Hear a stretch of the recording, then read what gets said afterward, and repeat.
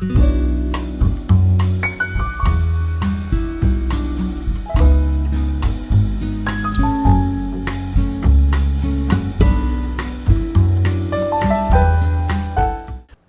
you believe in miracles? I do. Hi, this is Coach Jim Johnson, and I want to share some observations from this year's men's basketball NCAA tournament in Division I. And the first thing is, I truly do believe in miracles. As you may know, I was part of a story that I truly believe was a miracle. In fact, my book, A Coach in a Miracle, is behind me. And the story about J-Mac, the autistic young man that was my team manager, and how he scored 20 points, including 6 3-pointers, is something that touched my heart dearly, and is certainly a miracle in my mind. But going this season, remember, we had never had a 16 seed beat a 1 seed.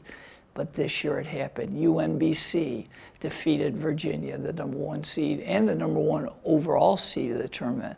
So that belief in yourself is so powerful. I think that's what leads to miracles.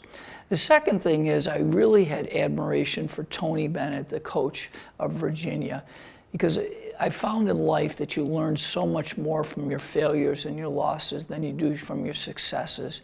And Tony handled that with class. It's the first time in NCAA history that a 16 seed had defeated a 1 seed. Yet in his post-game interview, all he talked about was the fact that we were outplayed, and we have to face it and we have to learn from it. And he was just so classy. I think we can all learn from Coach Bennett. The third thing is, team chemistry does matter.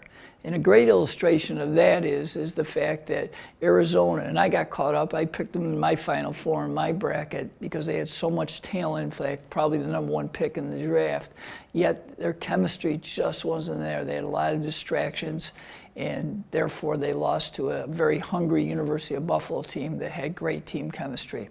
Number 4 is, remember, it's not a sprint. That usually miracles take time to occur. And Kentucky was a great example. They were really struggling. In fact, middle of the year, I didn't think they'd make the NCAA tournament. But Coach Calipari, their head coach, really was patient, stayed with them. They finally figured it out, and they had a great run at the end of the year. They won the SEC tournament, and then they made the Sweet 16. So it's not a sprint, it is a marathon. Number 5 is that never give up mindset. And a great example of that, certainly in this year's tournament, is Loyola of Chicago, with, of course, Sister Jean and that team. They just have had an amazing run, and that, again, their belief in each other with a mid-major and another 11 seed making the Final Four is really special. I'll have another blog on them later on. And lastly is be unique. You know, as a business owner, you're always trying to find a way you can separate yourself and be a difference maker.